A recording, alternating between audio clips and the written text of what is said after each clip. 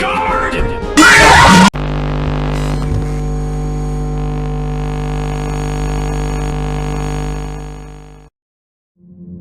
I remember seeing this game off of YouTube Shorts and whatnot, and wondering if it was actually any good. A lot of the death animations looked freaking insane too, with your character actually fighting back. And believe it or not, in case you didn't notice, this is a Roblox game, which is insane to think about because the quality here is top notch. And to illustrate that, let's bring back our friend Foxy! Night guard!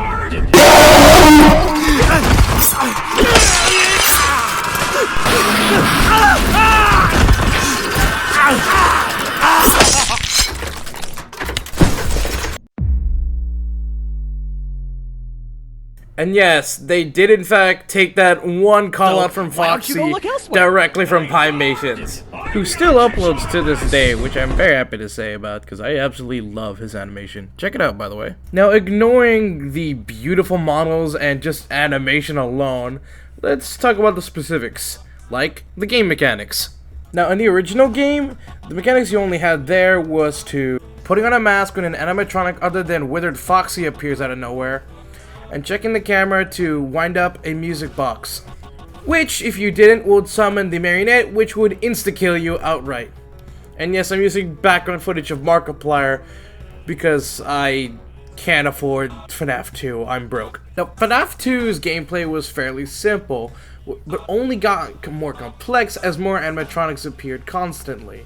However, I could understand why a lot of people would find it annoying having to constantly wind up the music box, as it more or less cut out the time needed to look directly in front of you. If you weren't constantly watching animatronics that were getting near you or that were close to you, it could distract you. And in the later nights, like Night 6 that Markiplier is currently playing, you basically have no other time besides winding up the thing, leaving you mostly open to any other animatronic that might be near. So what does the reimagined version actually add to the table? Well, it completely revamps this entire thing by changing it to something brand new. We're going to start with the Withered animatronics and their relationship with the light. The first one you are introduced in the game is Withered Foxy. His mechanic is fairly simple. Shine a light directly into his face when he's down the hallway to get him away. But on top of this, you have to use the camera system and flash him with the flash beacon so that he can go away. Because as it turns out, his eyeballs cannot survive 100 lumens. Then there's Withered Bonnie and Withered Chica.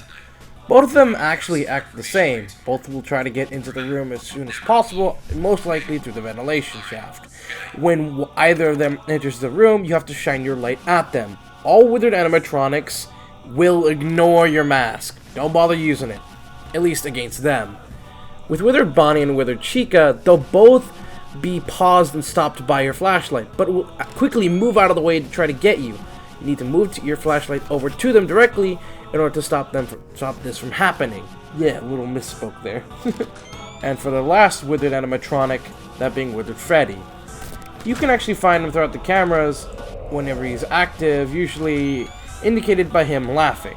To deal with him, you need to locate him on the cameras. He'll typically start from, I believe, camera 8, if I'm not mistaken, and he'll start moving around throughout the map. All you need to do is keep track of him. Once you find that he's moved, immediately flash him in whatever room you find him in. This will immediately reset him back to the previous room, but won't get rid of him out of play entirely. But we'll just put him back to 0. And I'm going to quickly go over the elephant that's very much staring at you in the footage you can see here, that being Mangle. This particular animatronic cannot be stopped by any means. However, it is the slowest of the bunch and will slowly make its way into your room and immediately get to you. However, all the toy animatronics have no idea who you are once you put on that mask, so you're all good. All you gotta do is be mindful of her whenever you're looking for other animatronics. Hello, Toy Bonnie. Now, I'm gonna quickly go over the toys. As previously stated with Mangle, you just have to keep an eye out for her, along with the Withered animatronics that are already on the table in the later nights. The two main toy animatronics you want to be aware of is Toy Bonnie and Toy Chica. Both operate the exact same. Both will try to get to you via the ventilation shaft, at least in my experience. And the way to deal with them is the way you deal with every other toy animatronic, ignoring Toy Freddy, who throughout my playtime never became active, which is weird. That being said, all you gotta do for the toy animatronics is keep an eye on them until they get much close, then put on your mask. Simple as that. Now, one thing to be very mindful of, there is one last mechanic I want to talk about, that being the fuse box.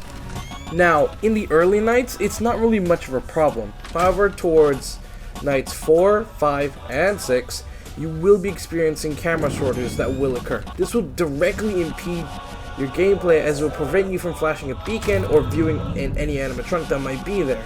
If it's Foxy, you better get that camera back up. All you need to do is turn around and not look at any of the monsters near you, and flip a few breakers to reactivate the camera. Now, this is a very risky play as you're looking away from the main hallway, which many animatronics will appear down of while you're working. You have to be careful and be very vigilant with your fuse box, but more importantly, very quick with it. You have to identify the camera that you need to fix and immediately select it, then turn around immediately. You don't want to waste any time at all, because if you do, you're going to get your face chomped off. Now let's move on to visual presentation. This is something that the game does fantastically, and that is presentation! Dev team absolutely nailed this by making aspects of gameplay seem both smooth and natural. Like when you exit the terminal, you physically exit out of the terminal. When you turn around to fix up the fuse box or put on the mask, you are physically putting it on. There isn't just a simple animation or a HUD pops up on your screen. You can see your character actively move to do these things. It's small, but it just adds an extra layer of realism, but more importantly, immersion. You feel like you're actually in the office in and of itself, which is pretty much identical to the actual office in the original FNAF 2, with some subtle differences here and there, just to give it a more distinct look. The office, ignoring most of the monsters and whatnot, appears almost a little run down, dirty and filthy, with some areas seemingly unpacked. It looks mostly unfinished, but this is where we work, which is a bit odd. I mean, could you imagine actually going to this restaurant and just seeing this guy chilling during the day shift? It would certainly be very weird. Now let's just talk about the main event, and the main reason why this game is also very much beloved by both the community and obviously myself. And that's of course ignoring the beautiful death animations that I showed earlier. I'm not jump scaring you, don't worry. It's the way the animatronics move and sound. When animatronics walk into the room with you, you can hear them clanking around in the ventilation, or like Mangle here, making metal clangs as it climbs into the room to look at you, before simply walking away, seeing you as nothing more but as a Freddy clone for some reason. Or in this instance, Toy Bonnie, who rushes you, answer is, oh, it's just Freddy. Your character is terrified and scared, and you can feel their heartbeat. Your screen is constantly shaking from each beat of your heart. The fear, the adrenaline, the rush. It is all visually conveyed beautifully. And for some, it might seem annoying that your character is being afraid, but I'm gonna keep it buck with you, Chief. Wouldn't you be too? I mean, I sure as hell would after I watched the death animations for this game. Now, as shown prior, rather than having a simple jump scare, it's instead replaced with a jump scare accompanied with a full animation showing your character getting brutally murdered by these animatronics, which, suffice to say, was a certain surprise to me. And while we do actively try to fight back in some of these cutscenes, they're animatronics that weigh several tons. We are not beating that. Now, how do I feel about this game and some other stuff? Now, to wrap things up here, I have a few things I want to say about this game before I end it. The way the animatronics move and look in this game feels very much in character to how they should be in FNAF 2. While in that game, we never actually got to see them move physically, in here, the way they move is very fluid. And while they move very quickly, they still move and act like they're, well, animatronics.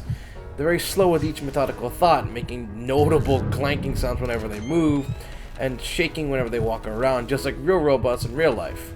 There is little to no disconnect from the gameplay and mechanics, as everything is smoothly put together very nicely. Something that I wish a lot more games could do, that this game succeeds in, is present these in a way that feels natural. Like in the phone calls that you get from the phone guy, he talks about how the newer animatronics identification system can be scuffed by you wearing a brand new face mask, while the older models don't simply have this kind of problem, and instead you have to shine a light to them in order to get them away. This is something that is very seamless in gameplay, and it is, honest to God, one of the best things I've experienced in a FNAF game, because, as a matter of fact, this is the only actual FNAF game I've ever played. And I know that seems kinda bad, but you don't need a bad.